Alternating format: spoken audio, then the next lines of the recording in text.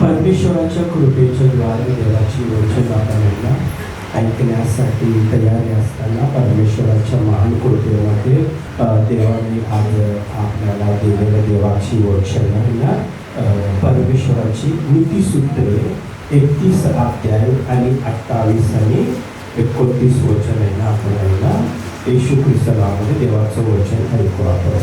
तिची मुले उठून तिला धन्य म्हणतात, तिचा नवराही उठून तिची प्रशंसा करून म्हणतो. म्हणजे परमेश्वराची ना वचन आपल्याला स्पष्ट शिकवतात की आपण देवाच्या महान कृपेच्या द्वारे आईविषयीला परमेश्वराची ना वचन. जेव्हा या जगात प्रत्येक व्यक्तीला ना येशू ख्रिस्त नावामध्ये आई, प्रत्येक स्त्रीला ना आई होण्याची कृपा दिलेला आहे. जगामध्ये आपण येशू ख्रिस्त नावामध्ये जेव्हा राहतो आपण परमेश्वराच्या महान कृपेच्या द्वारे की येशूच्या नावामध्ये ना की प्रत्येक व्यक्तीला ना म्हणजे प्रत्येक स्त्रीला ना आई होण्याची कृपा दिलेला आहे. म्हणून परमेश्वराची वचन आपल्याला याप्रमाणे शिकवत असताना की परमेश्वराची वचन म्हणतात तिची मुले उठून तिला धन्य म्हणतात. म्हणजे आईने या जगात दिलेलं जन्म दिलेल्या लेकरांना त्यांनी म्हणतात की आई तू धन्य आहे. हालेलुया. आईला काय म्हणतात? धन्य. पण आजच्या दिवसामध्ये ना आईला ना जास्त आपण पाहत असतो की ना आईला ना धन्य म्हणण्याची सोडून आहे ना अनेक शापित शब्द वापरत असतात. पण इथं परमेश्वराची वचन म्हणतात की तिची मुले उठून तिला धन्य म्हणतात. आईला कधी पण कुठलाही पण मुलगा आणि मुलगी त्याची जन्म दिलेला आईला ना धन्यच म्हणावं आणि आशीर्वादितच शब्द बोलायला पाहिजे. कधी पण आईला ना या जगामध्ये जन्म दिलेल्या आईला कधी पण शाप देऊ नये. हालेलुया. कधी पण शाप देऊ नये. कारण परमेश्वराच्या कृपेच्या द्वारे म्हणजे आपण जेव्हा पाहत असतो की परमेश्वराची वचन कधी पण आहे ना शाप देऊ नये. म्हणजे आईला जन्म दिलेल्या आईला कधी पण आहे ना शाप देऊ नये. शाप दिल्यावर आहे ना त्यांना परत आहे ना रिपीट पण आहे ना शाप मिळू शकतात. आपण अनेक वेळांना आईची ना अपमान करत असतो. आईचं कधी पण आहे ना लेकर कधी पण अपमान करू नये. परमेश्वर वचन सांगितल्याप्रमाणे आईचं ना अपमान कोणीही करू नये परमेश्वराची वचनानुसार. कारण की प्रत्येकाला ना देवाच्या कृपेच्या द्वारे आई होण्याची ना कृपा आहे. प्रत्येक स्त्रीला ना आई होण्याची कृपा आहे. कधी ना कधी त्यांनी ना या जगात येशू ख्रिस्ताच्या कृपेच्या द्वारे आई होणार. म्हणून आईचं ना कधी पण सन्मानच करायला पाहिजे की आईला कधी पण आहे ना शाप देऊ नये. त्यासाठी देवाची वचन म्हणलं तिची मुले उठून तिला धन्य म्हणत असतात. बघा आई ना प्रत्येक लेकरांवर प्रेम करत असते. आईचं प्रेम आहे ना कधी पण न विसरणारा प्रेम आहे. आईचं प्रेम न विसरणारा प्रेम आहे. जगामध्ये आहे ना न विसरणारा प्रेम म्हणलं तर आहे ना आई. कारण आपण परमेश्वराच्या ना कृपेच्या द्वारे जेव्हा देवाची वचनानुसार जेव्हा पाहत असतो की ना परमेश्वराची वचन म्हणतात आपण जेव्हा उदास असतो म्हणजे आपण जेव्हा उदास म्हणजे एखादा आपण निराश होतो तेव्हा आपल्या आईना आपल्याला हसवतो. काय करतात? आपल्याला हसून आहे ना आनंदामध्ये बदल करत असतात. म्हणजे आपला उदासाची मन काढून आई काय करणार? आपल्याला आनंदामध्ये बदल करणार. हालेलुया.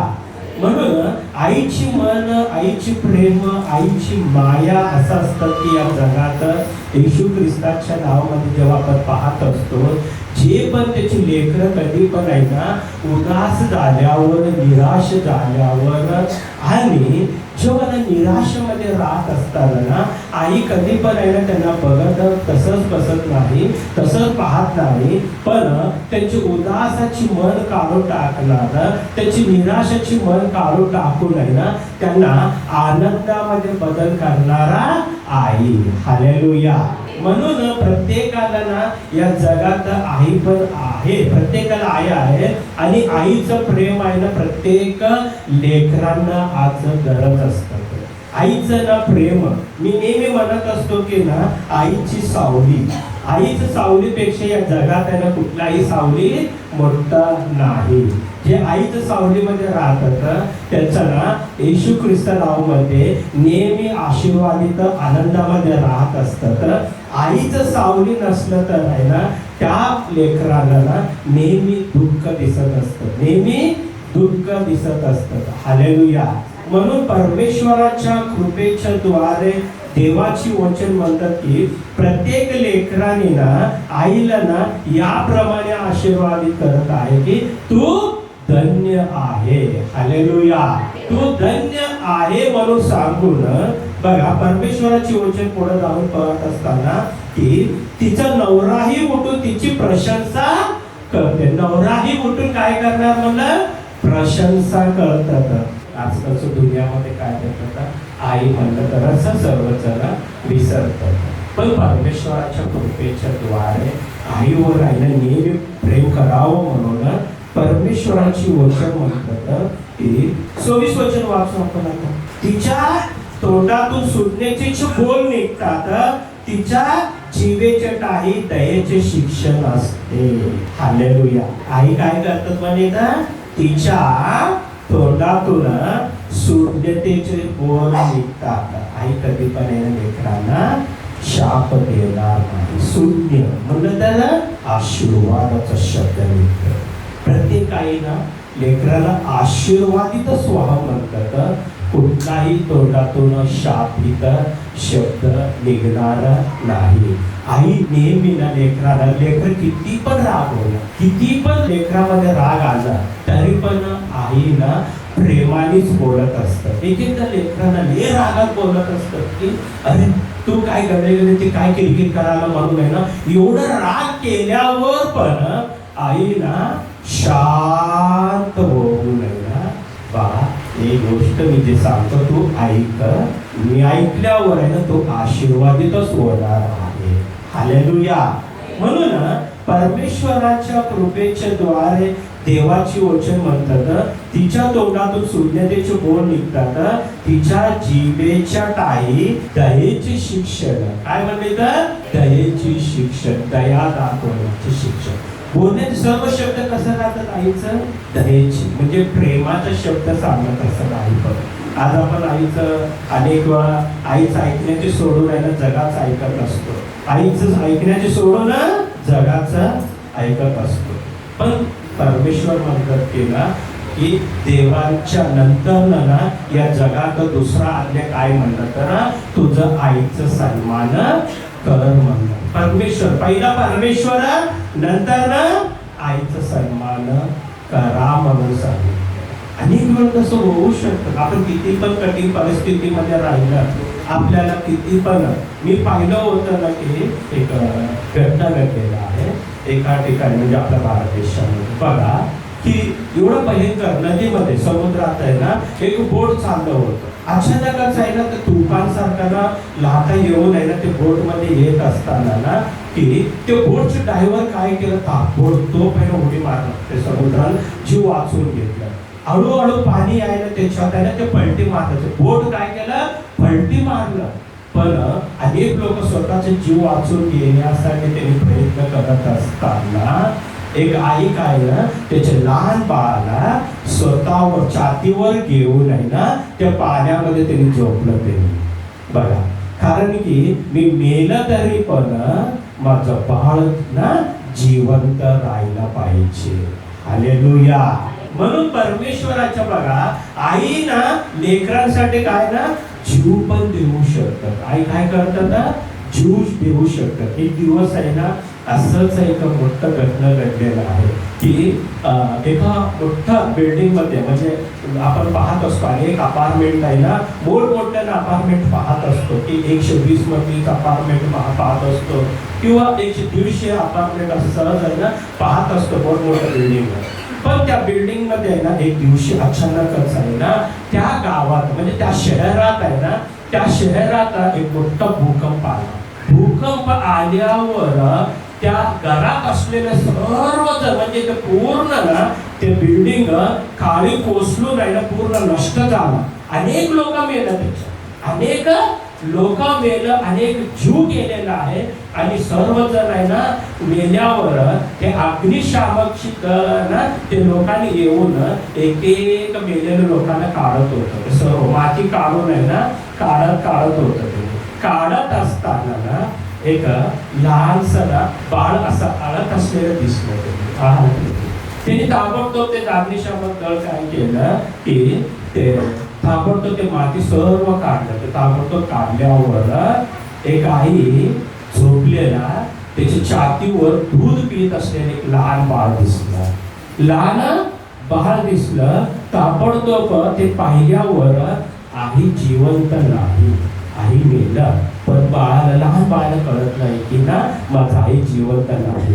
तरी पण ते बाळ आहे ना त्याने दूध येईल ना म्हणून त्याचे तोंड आणि ना मारत दूध पित होतं. तेव्हा तिथं असलेलं सर्वजण आश्चर्य झालं आणि ना अनेक लोकांनी रडलं. बघा, लहान होतं बाळ पण त्याची आई जिवंत आहे म्हणून माहीत नाही त्याला. पण त्याने आईचं दूध पिण्यासाठी त्याने प्रयत्न करत होतं. कारण की जेव्हा दूध देत होतं ना त्याच टाइमामध्ये भूकंप येऊन पूर्ण अपार्टमेंट कोसळून गेलेलं आहे. तसं या जगात आहे ना की आईचं प्रेम प्रत्येक लेकरांना आज गरज आहे. आज प्रत्येक लेकरांवर आईचं प्रेम राहत असतं. तर जगात परमेश्वर म्हटल्याप्रमाणे यशायाच्या पुस्तकामध्ये 66 अध्याय आणि 13 वचन जेव्हा पाहतो आपण, आई मनुष्याचे सात्वन करते तसं मी तुमचे सात्वन करीन, यरूशलेमात तुमचे सात्वन करीन. हालेलुया. म्हणजे इथं परमेश्वर म्हणतात आई जसं सात्वन करते तसं मी तुमचं सात्वन करणार म्हणून. म्हणजे परमेश्वर म्हणत आहे बघा की या जगात मी सांगितल्याप्रमाणे मनुष्याने ना बघा, म्हणजे परमेश्वर मी यांच्यासारखा करणार, मी त्यांच्यासारखा राहणार, मी यांच्यासारखा ना असं करणार म्हणून म्हटलं नाही. कोणाचं समान बघून घेतलं त्यांनी. पण परमेश्वर स्वतः म्हणतात की आईसारखं ना मी तुमचं सात्वन करणारा परमेश्वर आहे. हालेलुया. म्हणजे आईला किती सन्मान केलं बघा परमेश्वराने. आईला किती सन्मान करणारा परमेश्वराने. आईचं समान ना त्यांनी बघून घ्यायला. या जगात तुम्हाला आई जसं ना तुम्हाला सात्वन करतात तसं मी पण सात्वन करतो. अनेक वेळा आपण या जगात, या जीवनात आहे ना आईपासून लांब राहत असतो. या जगात दोनच व्यक्ती आपल्यावर सर्वात जास्त प्रेम करणारा कोण म्हणलं तर एक परमेश्वर, दोन आई. हालेलुया. आईचं जे प्रेम मिळतं या जगात त्याच्या प्रेमासारखं या जगात कुठंही प्रेम मिळणार नाही. परमेश्वराच्या कृपेच्या द्वारे स्तोत्रसाहित्य 139:13 तूच माझे अंतर्याम निर्माण केले, तूच माझ्या आईच्या उदरी माझी घटना केली. आईच्या पोटात कोण निर्माण केलं? परमेश्वर. आईला प्रेम करत असतं. आईचं प्रेम बघा. आईला मी जेव्हा एखादा म्हणजे गर्भ असलेल्या स्त्रीला जेव्हा पाहत असतो त्यांना जेवायला पण नको वाटतं. त्या टाइमाला नेहमी उलट्या होत असतात, नेहमी त्रास होत असतात. तरी पण त्याने काहीतरी काढण्याचे प्रयत्न करतात. याच्यासाठी करतात की पोटात असलेल्या बाळाला सामर्थ्य मिळायला पाहिजे म्हणून. किती सहन करून घेतलं. म्हणून परमेश्वर म्हणतात की माझं आईच्या ना पोटामध्ये तूच निर्माण केलं. हालेलुया. परमेश्वर निर्माण करताना आईच्या पोटामध्ये निर्माण केलं. अरे बाबा, आपण 9 महिना आईच्या पोटात होतो. आईच्या पोटात 9 महिना होतो, लास्टला 9 वर्ष थोडंफार आहे ना, आईला बघितलं तर काय होणार आहे? काही पण होणार नाही. आईवर नेहमी नेहमी प्रेम राहायला पाहिजे. नीतिसूत्रे 1 अध्याय 8.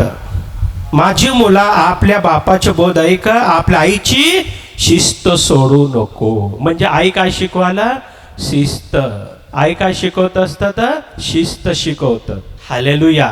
पाप करू नये म्हणतात, वाईट मार्गामध्ये जाऊ नये म्हणतात, पापाच्या मार्गात जाऊ नको म्हणतात. आई शिकवणं, आईचं शिक्षण आहे ना शिस्त असतात. आणि जेव्हा आईचं शिक्षण ऐकलो आपण, आपल्याला परमेश्वराकडून आहे ना काय मिळालं म्हणलं इथं? तुझ्या डोक्याला. आईचं शिक्षणामध्ये काय म्हणतं त्याने? कारण ती तुझ्या शिराला भूषण, तुझ्या शिराला भूषण म्हणजे गळ्यात आहे ना सोन्याची आहार घातल्यासारखं म्हणणं परमेश्वराने. म्हणून परमेश्वर म्हणतात आईचं सन्मान करा, आईचा सन्मान करा. आपण प्रार्थना करू सर्वजण. पवित्र सेनाधीश परमेश्वर येशू बापा, मी तुला धन्यवाद करतो, तुला महिमा आणि गौरव करतो बापा. बापा जसं आई सात्वन करतो तसं तू सात्वन करणारा परमेश्वर आहेस. म्हणून बापा तुझ्या कृपा दया तुझं प्रेम बापा नेहमी आमच्यावर राहत असताना आईचं प्रेम बापा या जगात सर्वांना गरज असल्यामुळे आईचं सावलीमध्ये राहण्यासाठी बापा प्रत्येक लेकरं बापा आशा करत असताना तुझं प्रेम तुझं नेहमी आशीर्वाद तुझं लेकरावर राहण्यासाठी सहाय्य कर म्हणून येशू ख्रिस्त नावामध्ये मागतो. आमेन.